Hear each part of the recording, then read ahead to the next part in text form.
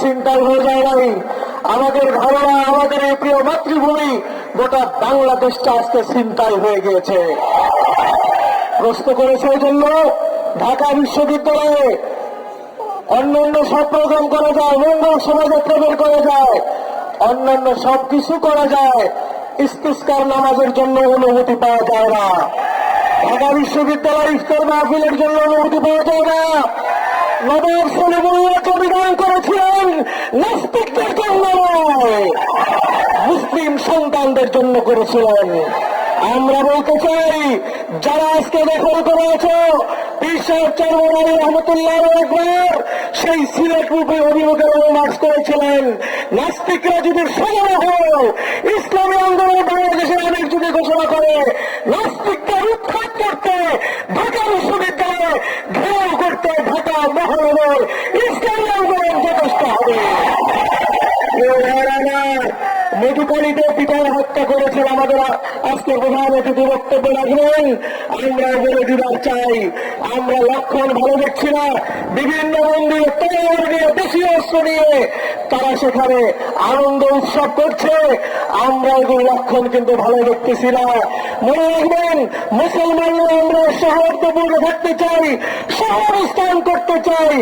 যদি কেউ মনে করেন বাংলাদেশটা ভারত হয়ে গেছে, আপনাদের জন্য ভুল হবে, অবশ্যই ভুল হবে, অবশ্যই ভুল হবে।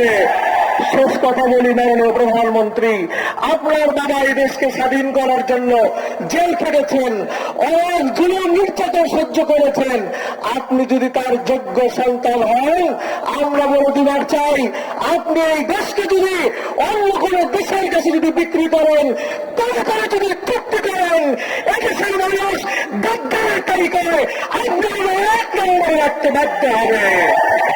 আসুন আমরা দাবি করি অনতিবিলম্বে মধুখালীর শহীদদেরকে, যাদেরকে হাফেজ কোরআনদেরকে যারা শহীদ করেছে, অনতিবিলম্বে বিচারের আওতায় আনুন, দেশ বিরোধী সকল ষড়যন্ত্র বন্ধ করুন।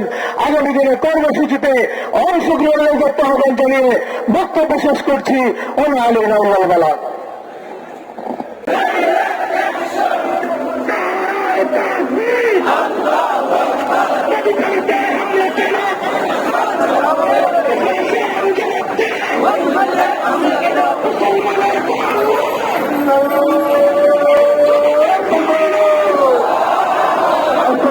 হামলা কেন? এই মধুখালীতে হামলা কেন? এই আমার ভাই শহীদ কেন?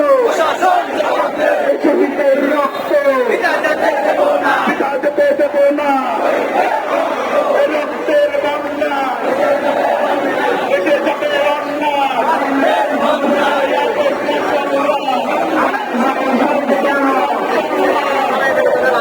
আমার